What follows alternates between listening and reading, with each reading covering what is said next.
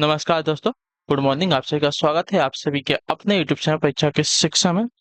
उम्मीद करता हूँ कि आप सभी अच्छे होंगे आपकी जो तैयारी होगी जो अच्छे तरीके से चल रही थी। जो बच्चे क्लास में फर्स्ट टाइम है, पहली बार है, नए हैं, उन सभी को बता दें हमारे चैनल पर जो है अभी आपकी यूपी पुलिस कांस्टेबल री एग्जाम 2024 की जो आपकी तैयारी है इसकी स्टार्ट करवा दी गई है। जिसकी एग्जाम होने की संभावना जो है आपकी अगस्त में की गई है। तो अभी जो है आपका जुलाई और अगला महीना अगस्त है। तो 1 महीने या 1.5 महीने का जो भी आपके पास टाइम है उसमें जो है आपकी तैयारी पूरी करवाई जाएगी। तो जिसे भी तैयारी पूरी करनी है, कंप्लीट करनी है, चैनल को जो है सब्सक्राइब करके हमारे साथ जुड़ जाएंगे और उसके बगल जो बेल आइकन दिया गया साथी है उसको भी ऑन कर लेंगे। आपसे लोग क्लास का समय देखिए, जीके जीएस की जो क्लासेस सुबह 10 बजे डेली आपको हमारे चैनल पर देखने को मिलती है और हिंदी की जो क्लास है आपको शाम को 7 बजे हमारे चैनल पर देखने को मिलती है। आपके रीजनिंग की क्लास भी इसमें ऐड करी जाएगी, उसका भी टाइम आपको बता दिया जाएगा जब उसकी क्लास ऐड होगी तब, ठीक है।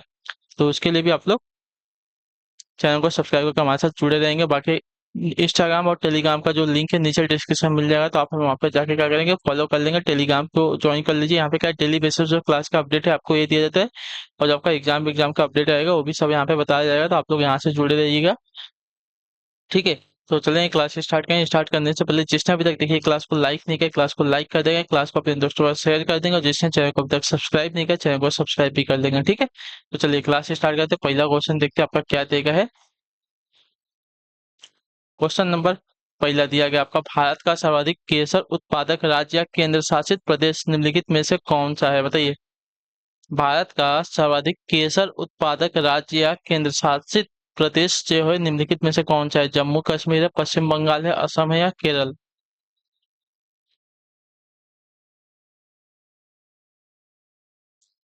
तो आपका सही उत्तर हो जाएगा साथियों जम्मू कश्मीर, ठीक है। जो आपका ये ऑप्शन देगा आपका राइट आंसर हो जाएगा, ठीक है। भारत का सर्वाधिक केसर उत्पादन केंद्र शासित प्रदेश जम्मू कश्मीर में होता है, ठीक है। भारत में केसर को जड़ी बूटी के रूप में प्रयोग किया जाता है। केसर उत्पादन के लिए जो है शीत जलवायु अनुकूल होती है, जिसकी वजह से जम्मू कश्मीर जो है आपका सही उत्तर होगा, ठीक है। चलिए अगले क्वेश्चन बढ़े। आपका दूसरा नंबर बताइएगा, राइट आंसर का लोकसभा चुनाव अधिसूचित करने का अधिकार किसे है, बताइए। लोकसभा चुनाव अधिसूचित करने का अधिकार किसे है? केंद्रीय मंत्रिमंडल को, राष्ट्रपति को, चुनाव आयोग को या लोकसभा अध्यक्ष को। कौन सा ऑप्शन आपका राइट होगा, कौन सा विकल्प आपका सही उत्तर होगा, बताने की कोशिश करेंगे आप सभी लोग।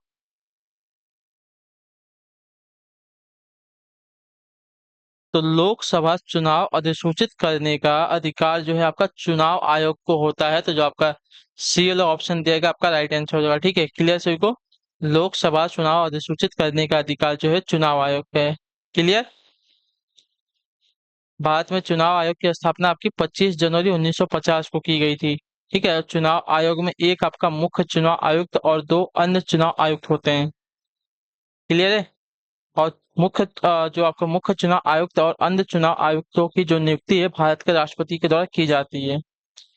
चलिए अगले क्वेश्चन पे बढ़े। आपका है तीसरा नंबर। क्या देगा, सौर मंडल का सबसे चमकीला ग्रह कौन सा, बताइए। सौर मंडल का सबसे चमकीला ग्रह कौन सा है, चमकीला। कल ही इसके बारे में मैंने बताया था। तो सबसे चमकीला ग्रह अगर देखे जाएंगे साथियों तो सौर मंडल का आपका शुक्र ग्रह होता है, ठीक है। जो कि सबसे गर्म ग्रह भी कहलाता है, ठीक है। क्लियर है। तो जो आपका ये वाला विकल्प देगा आपका राइट आंसर होगा। शुक्र जो है सौर मंडल का सबसे चमकीला ग्रह है, ठीक है। इसे भोर का तारा तथा सांझ का तारा भी कहा जाता है, क्योंकि यह प्रातः पूर्व दिशा में तथा शाम को जो है पश्चिम की दिशा में दिखाई पड़ता है, ठीक है। इसे पृथ्वी की बहन या पृथ्वी का जुड़वा ग्रह भी कहा जाता है, ठीक है। और ये जो है पश्चिम से पूरब की तरफ नहीं घूमता है, बल्कि पूरब से पश्चिम की तरफ घूमता है। हमारी जो पृथ्वी है वो जो है पश्चिम से पूरब की तरफ घूमती है, ठीक है। क्लियर है। चलिए अगले क्वेश्चन बढ़े। आपका चौथा नंबर बताने की कोशिश करेंगे। चौथे पे आपका आइटम है, पंचायती राज प्रणाली में रिक्त स्थान श्रेणी संरचनाएं कैसी संरचना, बताइए। पंचायती राज प्रणाली में कितनी श्रेणी संरचना है, 6, 3, 5 या 4। तो पंचायती राज प्रणाली में आपकी 3 श्रेणी संरचना है, ठीक है।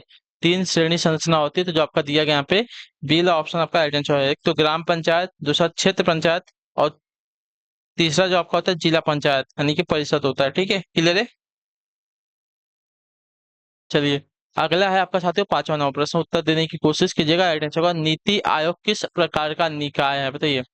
नीति आयोग जो है किस प्रकार का निकाय है।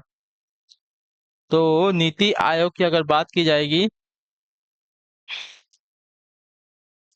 तो इसका राइट आंसर क्या हो जाएगा साथियों? इसका राइट आंसर एक सलाह देने वाला निकाय है। ठीक है, जो आपका ए वाला विकल्प दिया गया साथियों, आपका राइट आंसर होगा। नीति आयोग आपका एक सलाह देने वाला निकाय है, तो जो आपका ए वाला ऑप्शन दिया गया साथियों, आपका सही उत्तर होगा। ठीक है, क्लियर है। नीति आयोग की स्थापना आपकी 1 जनवरी 2015 को जो है योजना आयोग के स्थान पर की गई थी। यह सलाह देने वाला एक निकाय है जिसका पूरा नाम आपका national institute for transforming India है। ठीक है, प्रधानमंत्री इस आयोग का प्रदेश अध्यक्ष होता है और इसका प्रथम उपाध्यक्ष जो आपका अरविंद पनगड़िया को बनाया गया था। ठीक है, चलिए अगले क्वेश्चन बढ़ेंगे। आपका छठा नंबर प्रश्न है, उत्तर देने की कोशिश कीजिएगा। आपका एड्रेस है आर्थिक सहयोग व विकास संगठन का मुख्यालय कहाँ स्थित है? बताइए। OECD। ठीक है, OECD यानी कि आर्थिक सहयोग व विकास संगठन का जो मुख्यालय है कहाँ पर स्थित है? पेरिस में है, लंदन में है, वाशिंगटन DC में है, न्यूयॉर्क में, कहाँ पर? तो इसका राइट आंसर आपका हो जाएगा साथियों, इसका मुख्यालय आपका पेरिस फ्रांस में है। ठीक है, फ्रांस की राजधानी पेरिस में है, तो जो आपका ए वाला ऑप्शन देगा साथियों, आपका सही उत्तर होगा। ठीक है, क्लियर है। आर्थिक सहयोग और विकास संगठन यानी कि OECD का मुख्यालय आपका पेरिस फ्रांस में स्थित है। ठीक है, क्लियर है। अगले क्वेश्चन की तरफ बढ़ा जाएगा। आपका सातवां नंबर प्रश्न बताने की कोशिश कीजिएगा। राइट आंसर निम्नलिखित में से किसके द्वारा जो है संविधान में संशोधन किया जा सकता है? दे किसके द्वारा जो है संविधान में संशोधन किया जा सकता है? संसद के द्वारा, राष्ट्रपति के द्वारा, मंत्रिपरिषद के द्वारा या प्रधानमंत्री के द्वारा? तो आपका राइट आंसर यहाँ पे हो जाएगा साथियों, संविधान में संशोधन करने का अधिकार जो है आपका संसद के पास है। ठीक है, जो आपका ये वाला विकल्प देगा, आपका राइट आंसर हो जाएगा भाग 20 के अनुच्छेद 368 के तहत। ठीक है, भाग 20 के संविधान के भाग 20 के अनुच्छेद 368 के तहत जो है संविधान में संशोधन करने का अधिकार संसद को प्राप्त किया गया है। ठीक है, अगले क्वेश्चन पे बढ़ेंगे। आपका है आठवां नंबर प्रश्न, प्रकाश संश्लेषण में क्या देंगे? उपोत्पाद के रूप में मुक्त ऑक्सीजन का स्रोत क्या बताइए? प्रकाश संश्लेषण में उपो उत्पाद के रूप में मुक्त ऑक्सीजन का स्रोत क्या है? कार्बन डाइऑक्साइड है, जल है, ग्लूकोज है या क्लोरोफिल है? तो इसका राइट आंसर आपका हो जाएगा साथियों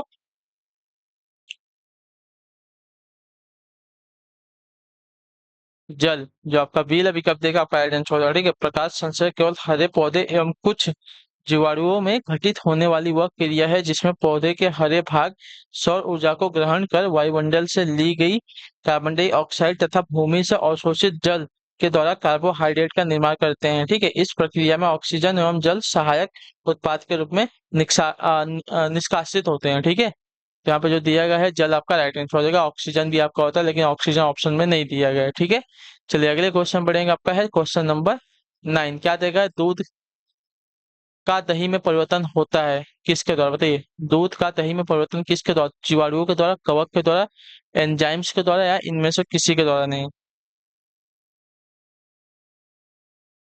तो दूध का दही में परिवर्तन आपका एक रासायनिक परिवर्तन होता है जो कि किसके द्वारा होता है? जीवाणुओं के द्वारा होता है। ठीक है, तो जो आपका दिया गया यहाँ पे ये वाला विकल्प आपका राइट आंसर हो जाएगा साथियों। ठीक है, क्लियर है।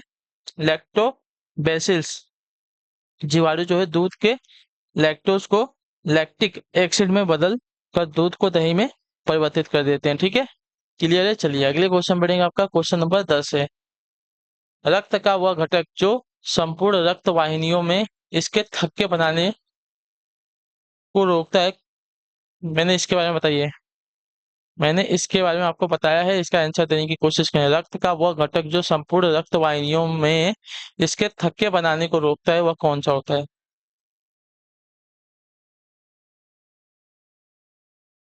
अच्छा, रोकता है ना, तो रोकने वाला काम आपका हिपेरिन का होता है। ठीक है, जो आपका दिया गया यहाँ पे बी वाला विकल्प आपका आंसर हो जाएगा। और रक्त का थक्का बनाने का काम किसका होता है? तो थ्रोम्बिन का होता है। ठीक है, इतने याद रखिएगा। हिपेरिन रक्त में उपस्थित होता है या रक्त स्कंदन को रोकता है। ठीक है, इतना याद रखिएगा। और रक्त के थक्का बनाने का काम आपका थ्रोम्बिन का होता है। ठीक है, रक्त का वह घटक जो संपूर्ण रक्त वाहिनियों में इसके थक्के बनाने को रोकता है उसका नाम आपका हिपेरिन होता है। ठीक है, और रक्त का थक्का बनाने का काम किसका होता है? थ्रोम्बिन का होता है। क्वेश्चन नंबर 11 है, भारत का सर्वोच्च पर्वत शिखर कौन सा है? बताइए। भारत का पूछा है, तो भारत में तो पहले की बात आपका माउंट एवरेस्ट आता ही नहीं है। ठीक है, क्लियर है। माउंट एवरेस्ट जो आपका नेपाल में आता है, तो माउंट एवरेस्ट जो है भारत का सर्वोच्च शिखर नहीं होगा। अब इसका आंसर देने की कोशिश करेंगे। तो भारत का सर्वोच्च शिखर कहते हैं भारत का सर्वोच्च पर्वत शिखर आपका देखे जाएंगे तो गॉडविन ऑस्टिन यानी कि K2 हो जाएगा। ठीक है, जो आपका दिया गया यहाँ पे डी वाला विकल्प आपका राइट आंसर होगा साथियों। ठीक है, भारत का सर्वोच्च पर्वत शिखर आपका गॉडविन ऑस्टिन यानी कि K2 है, जो ट्रांस हिमालय के अंतर्गत काराकोरम पर्वत श्रेणी में स्थित है। ठीक है, यह पर्वत जो है शिखर पाक अधिकृत कश्मीर यानी कि POK में स्थित है। चलिए, क्वेश्चन नंबर आपका 12 है। निम्नलिखित निम्न स्तरीय वस्तु की मांग में गिरावट उपभोक्ता की आय में किसके साथ होती है, बताइए। वृद्धि के साथ, गिरावट के साथ, स्थिर या दोगुने के साथ।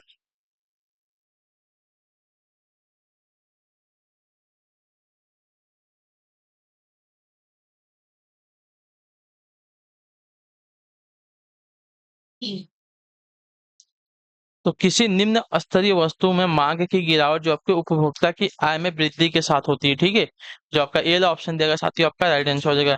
इस प्रकार की वस्तुओं को इंफीरियर गुड्स कहा जाता है। ऐसी वस्तुओं की मांग तथा उपभोक्ता की आय में प्रतिकूल संबंध पाया जाता है। ठीक है, क्लियर है। चलिए अगले क्वेश्चन बढ़े आपका क्वेश्चन नंबर 13 क्या देगा, कंप्यूटर का मस्तिष्क किसे कहा जाता है, बताइए।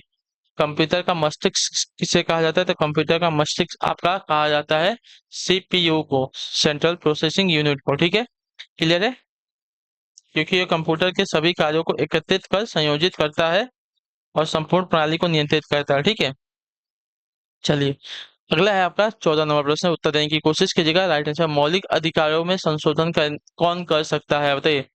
मौलिक अधिकारों में संशोधन कौन कर सकता है, इसका राइट आंसर क्या हो, देखिए। मौलिक अधिकारों में संशोधन करने का अधिकार जो दिया गया है किसको है, बताने की कोशिश करेंगे तो आपका राइट आंसर साथियों केवल संसद को। ठीक है, जो आपका सील विकल्प देगा आपका राइट आंसर।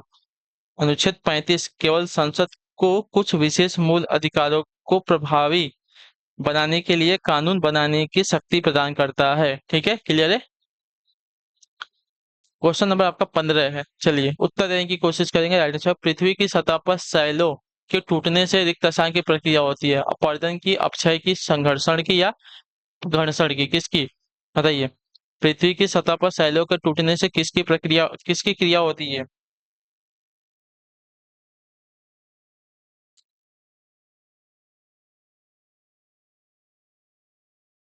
तो आपका सही उत्तर साथियों अपक्षय की क्रिया होती है। ठीक है, जो आपका बी ऑप्शन देगा आपका right है। पृथ्वी की सतह पर सैलों के टूटने से अपक्षय की क्रिया होती है। सैल या चट्टान धूप, वर्षा, पाला एवं वायु से प्रभावित होते हैं। ठीक है, क्वेश्चन नंबर आपका 16 है। क्या उत्तर होगा बताने की कोशिश करेंगे।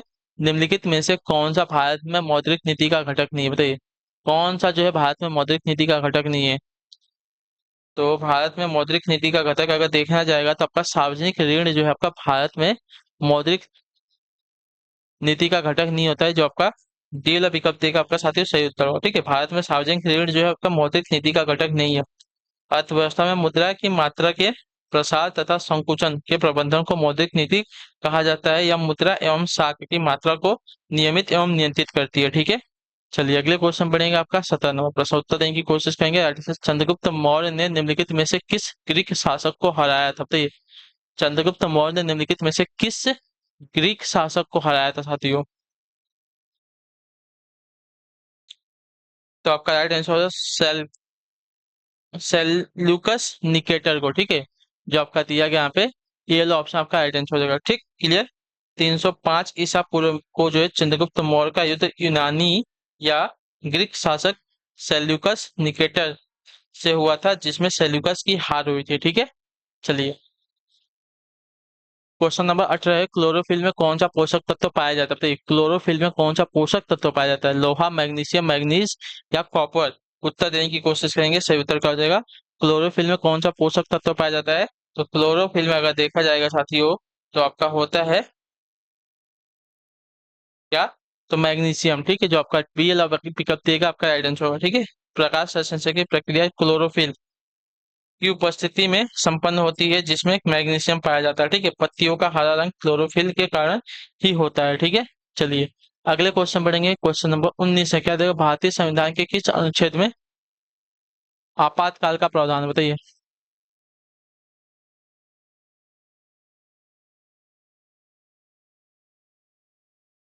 इसका राइट आंसर क्या होगा साथी, बताइए जल्दी से। भारतीय संविधान के किस अनुच्छेद में आपातकाल का प्रावधान है?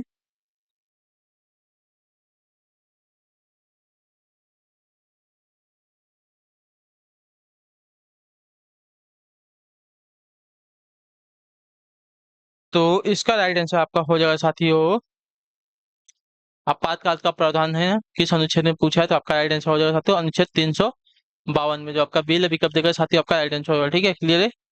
भारतीय संविधान के अनुच्छेद 52 में जो है आपातकाल का प्रावधान है, अर्थात युद्ध, बाह्य आक्रमण या सशस्त्र विद्रोह के आधार पर जो है राष्ट्रीय आपात की घोषणा की जा सकती है। ठीक है, अब तक जो है राष्ट्रीय आपात की घोषणा भारत में 3 बार हो चुकी है। पहली बार आपकी 26 अक्टूबर 1962 को, दूसरी बार आपकी 3 दिसंबर 1971 को, तथा तीसरी बार आपका 26 जून 1975 को हुआ था। ठीक है, चलिए अगले क्वेश्चन बढ़ेंगे। आपका 20 नंबर बताने की कोशिश करेंगे। आपका आइडिया है किस तापमान पर जल का घनत्व अधिकतम होता है, बताइए किस तापमान पर जल का जो घनत्व है अधिकतम होता है।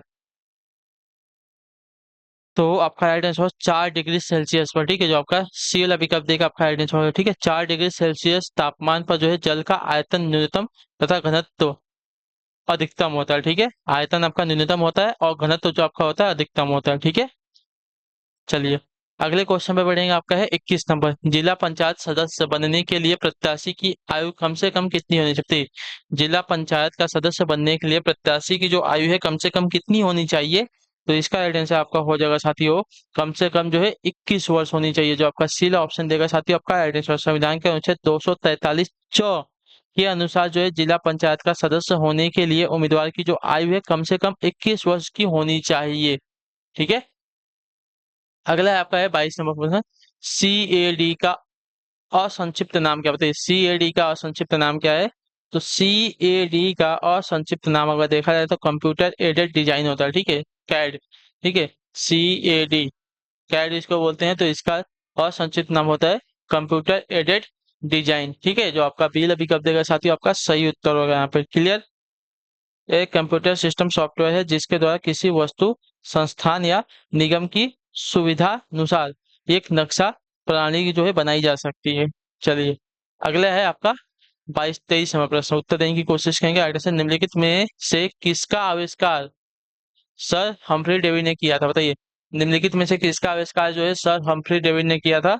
तो सर हम्फ्री डेवी ने जो है आविष्कार किया था किसका, तो आपका राइट आंसर यहाँ पे हो जाएगा साथियों सेफ्टी लैंप का। ठीक है, सेफ्टी लैंप का, तो जो आपका सी विकल्प देगा साथियों आपका सही उत्तर होगा यहाँ पर। ठीक है, ब्रिटिश वैज्ञानिक हम्फ्री डेविड ने 1816 ईस्वी में सेफ्टी लैंप का आविष्कार किया था। ठीक है, अगले क्वेश्चन बढ़ेगा आपका 24 नंबर प्रश्न, बताइएगा राइट आंसर। भारत के किस पड़ोसी देश को ड्रग यूल से भी संबोधित किया जाता है, बताइए भारत के किस पड़ोसी देश को जो है ड्रग यूल के नाम से भी संबोधित किया जाता है। इसका राइट आंसर क्या हो जाएगा, तो इसका सही उत्तर अगर देखा जाएगा साथियों तो आपका राइट आंसर हो जाएगा साथियों भूटान को। ठीक है, जो आपका सी विकल्प देगा साथियों आपका राइट आंसर होगा। ठीक है, भारत के पड़ोसी देश भूटान को ड्रग यूल के नाम से भी जो है जाना जाता है। भूटान जो है हिमालय पर बसा दक्षिण एशिया का एक प्रमुख देश है जो चीन और भारत के बीच स्थित है। ठीक है, भूटान एक भूमि आबद्ध देश है। ठीक है, अगले क्वेश्चन बढ़ेगा आपका 25 नंबर प्रश्न, उत्तर देने की कोशिश करेंगे साथियों। राइट आंसर, वर्ष 1930 में किसकी गिरफ्तारी के कारण जो है पेशावर की सड़कों पर उग्र प्रदर्शन हुआ था, बताइए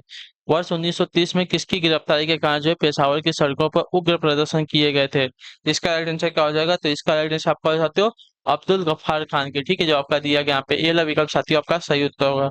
वर्ष 1930 में अब्दुल गफ्फार खान की गिरफ्तारी के कारण जो है पेशावर की सड़कों पर उग्र प्रदर्शन हुए थे। वर्ष 1930 के दौरान भारत में सविनय अवज्ञा आंदोलन चल रहा था और अब्दुल गफ्फार खान पेशावर में इस आंदोलन का नेतृत्व कर रहे थे। उन्होंने खुदाई खिदमतगार नामक संगठन का निर्माण किया था। अब्दुल गफ्फार खान को जो है सीमंत गांधी के नाम से भी जो है जाना जाता है। ठीक है, क्लियर है। चलिए अगले क्वेश्चन में 26वां प्रश्न, उत्तर देने की कोशिश कीजिएगा। 26 पे आपका आइडिया, वर्ष 1905 में बंगाल विभाजन की घोषणा किसके शासनकाल में हुई थी, बताइए वर्ष 1905 में बंगाल विभाजन की घोषणा जो है किसके शासनकाल में हुई थी।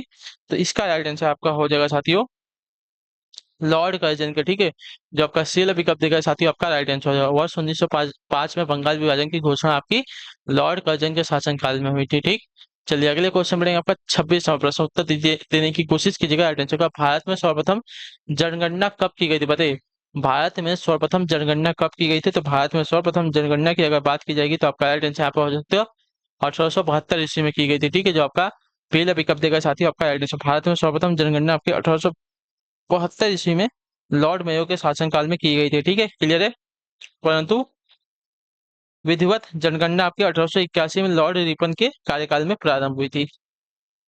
देखिए हमको पूछा है सर्वप्रथम जनगणना, तो सर्वप्रथम जनगणना आपके 1872 में। अब अगर विधिवत पूछेगा सबसे पहली विधिवत जनगणना कब की गई थी, तो आपका उत्तर हो जाएगा 1881 में, लॉर्ड रिपन की। 1872 में लॉर्ड मेयो के शासन में हुई थी। ठीक है, क्लियर है। चलिए, अगला है आपका साथियों 28 नंबर। हुमायूं का मकबरा कहाँ पर स्थित है, बताइए। हैदराबाद में, नई दिल्ली में, मुंबई में या कोलकाता में? हुमायूं का जो मकबरा है कहाँ पर स्थित है? तो हुमायूं का जो मकबरा है साथियों आपका स्थित है नई दिल्ली में। जो आपका पहला विकल्प देगा है आपका सही उत्तर होगा। ठीक है, हुमायूं का मकबरा आपका नई दिल्ली में स्थित है। इसका निर्माण आपका हुमायूं की पत्नी हाजी बेगम ने करवाया था। यह जो है चार बाग पद्धति पर बना है और इसका वास्तुकार आपका मिर्जा गयास बेग है। ठीक है, क्लियर है। चलिए, अगले क्वेश्चन बढ़ेगा आपका 29 नंबर प्रश्न। निम्नलिखित क्षेत्रों में किसमें चिन्नुक स्थानीय पवनें चलती है, बताइए। निम्नलिखित क्षेत्रों में से किसमें जो आपका चिनुक स्थानीय पवन चलती है? तो चिनुक स्थानीय पवन की अगर बात की जाएगी तो आपका राइट आंसर हो जाएगा साथियों प्रेयरी में। ठीक है, जो आपका दिया गया पहला विकल्प आपका राइट आंसर। चिनुक नामक स्थानीय पवन आपका प्रेयरी जलवायु क्षेत्र में चलती है। ठीक है, यह एक क्या है, गर्म हवा होती है जो उत्तरी अमेरिका के रॉकी पर्वत श्रेणी के पूर्वी ढाल पर चलती है। ठीक है, पशुपालकों के लिए जो है यह हवा लाभदायक सिद्ध होती है क्योंकि इससे चारागाहों से बर्फ हट जाती है। ठीक है, चलिए, अगला आपका 30वां प्रश्न बताने की कोशिश करेंगे। राइट आंसर हो जाएगा इस पे। निम्न में से किसके शासनकाल में अस्थायी बंदोबस्त आरंभ किया गया, बताइए। किसके शासनकाल में आपका अस्थायी बंदोबस्त आरंभ किया गया था? तो अस्थायी बंदोबस्त आपका आरंभ किया गया था साथियों लॉर्ड कॉर्नवालिस के शासनकाल में 1793 ईस्वी में। ठीक है, जो आपका दिया गया यहाँ पे सी वाला विकल्प आपका राइट आंसर। भूमि का अस्थायी बंदोबस्त आपका लॉर्ड कॉर्नवालिस के शासनकाल में 1793 ईस्वी में आरंभ किया गया था। ठीक है, क्लियर है सभी को? याद रखिएगा 1793 में लॉर्ड कॉर्नवालिस के शासनकाल में आरंभ किया गया था अस्थायी बंदोबस्त। ठीक है, चलिए, अगले क्वेश्चन पढ़ेंगे आपका 31 नंबर। क्या है? जनसंख्या घनत्व से अभिप्राय क्या, बताइए। जनसंख्या घनत्व से अभिप्राय क्या होता है? तो जनसंख्या घनत्व से अभिप्राय होता है साथियों, क्या होता है, पृथ्वी के पृष्ठ के एक इकाई क्षेत्र में रहने वाले लोगों की संख्या से। ठीक है, तो जो आपका दिया गया है कौन सा वाला, पृथ्वी के पृष्ठ के एक इकाई क्षेत्र में रहने वाले लोगों की संख्या से आपका जनसंख्या घनत्व का अभिप्राय होता है। तो जो आपका दिया गया डी वाला विकल्प आपका राइट आंसर हो जाएगा। ठीक है, क्लियर से को। जनघनत्व जो है जनसंख्या एवं धरातल के अनुपात से संबंधित होता है। इसे जो है प्रति वर्ग किलोमीटर में व्यक्त किया जाता है। ठीक है, उदाहरण स्वरूप भारत का जनसंख्या जनघनत्व जो है आपका 382 व्यक्ति प्रति वर्ग किलोमीटर में रहते हैं। ठीक है, याद रखिएगा। चलिए, अगले क्वेश्चन बढ़ेंगे आपका 32 नंबर है। नोबेल पुरस्कार कुल कितने क्षेत्रों में दिया जाता है, बताइए। नोबेल पुरस्कार जो है कुल कितने क्षेत्रों में दिया जाता है? तो आपका राइट आंसर यहाँ पर साथियों 6 क्षेत्रों में जो आपका दिया गया पहला विकल्प आपका राइट आंसर होगा। ठीक है, क्लियर है।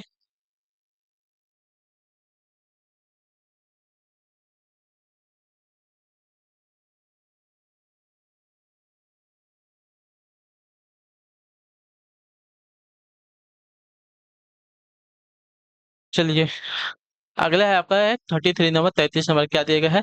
किस मुगल शासक के कार्यकाल में चित्रकला ने अपने चरम पर थी, बताइए।